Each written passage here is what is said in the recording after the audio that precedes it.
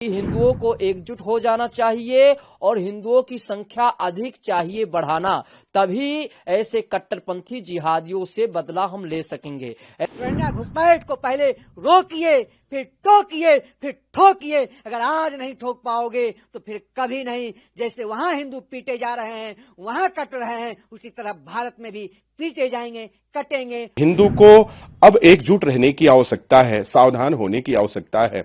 बाबा बागेश्वर धाम के पीठाधीश्वर धीरेन्द्र शास्त्री जी ने जो भी उन्होंने कहा है, बिल्कुल उन्होंने सत्य कहा है। इसका हम समर्थन करते हैं। क्यों? कट्टरपंथी जिहादियों की संख्या जहां अधिक है और हिंदुओं की संख्या कम है, वहां हिंदुओं से पूछो कितना अत्याचार कर रहे हैं। संस्कृति सनातन को भ्रष्ट करने में लगे रहते हैं, कहीं उनके त्योहारों पर भ्रष्ट करने में लगे रहते हैं। और अब मैं बताना चाहता हूं कि जो बांग्लादेश में एक दीपक दास को मार मार के और उसके बाद पेड़ों में लटका दिया गया, जिंदा जला दिया गया, ये भारत में छत्तीसगढ़ के चौराहे पर और बहुत जगह ऐसा हो सकता है।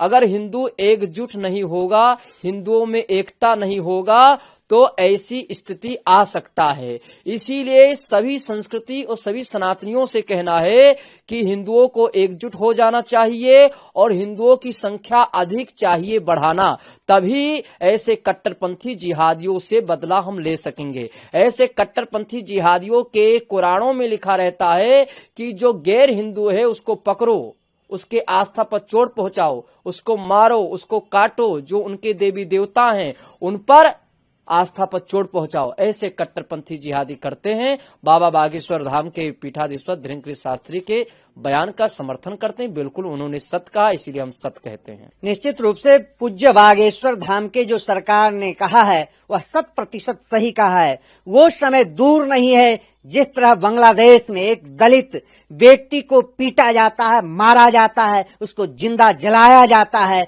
उसके घर परिवार को पीटा जा रहा है। और एक व्यक्ति के कारण, जोगिंदर मंडल के कारण, जिन्होंने जो है अपनी सत्ता और अपनी जो है पद प्रतिष्ठा पाने के लिए लाखों हिंदुओं को जो है प्राण जो है लेने का काम किया है। मैं पूछना चाहता हूं, देश में रहने वाले जय भीम बोलने वाले रावण वो कहाँ हैं? सेकुलरिज्म पाठ पढ़ने वाले वो लोग कहाँ हैं? क्यों नहीं बोल रहे हैं? निश्चित रूप से संपूर्ण जनमानस को संगठित होकर के और ऐसे देश में रहने वाले जयचंद मान सिंह जैसे गद्दारों से भी निपटना चाहिए। उन जिहादी कठमुल्ले आतंकवादियों से निपटने के लिए संपूर्ण जनमानस को संगठित हो जाना चाहिए, एकत्रित हो जाना चाहिए और ऐसे जिहादी कठमुल्लों का प्रतिकार करना चाहिए। देश में किसी भी रोहिंग्या घुसपैठ को पहले रोकिए, फिर टोकिए, फिर ठोकिए। अगर आज नहीं ठोक पाओगे तो फिर कभी नहीं। जैसे वहाँ हिंदू पीटे जा रहे हैं, वहाँ कट रहे हैं, उसी तरह भारत में भी पीटे जाएंगे, कटेंगे और वो प्रताड़ित होंगे।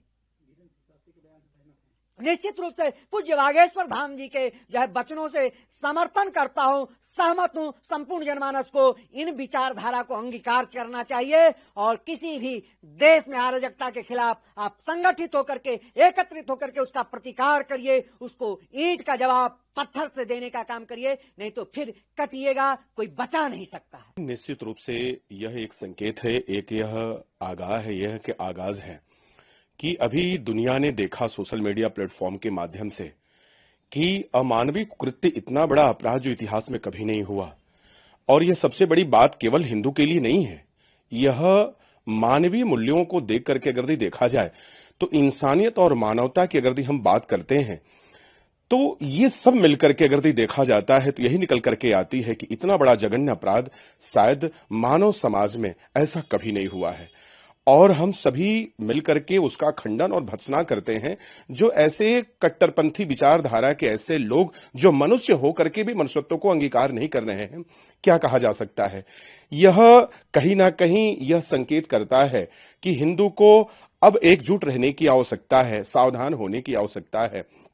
और जो आचार्य धीरेन्द्र शास्त्री जी ने कहा है, हम उनके विचारों का समर्थन करते हैं, क्योंकि हिंदुत्व केवल एक विषय नहीं है। हिंदू इंसानियत और मानवता को लेकर के चलने वाला एक वह ऐसा पक्ष है जो सदैव, अगर हम इतिहास को उठाते हैं तो जिसने विश्व की मंगल की कामना की हो, जिसने सभी जीवधारियों पर अपना स्नेह और प्रेम लुटाया हो, वह हिंदुत्व है।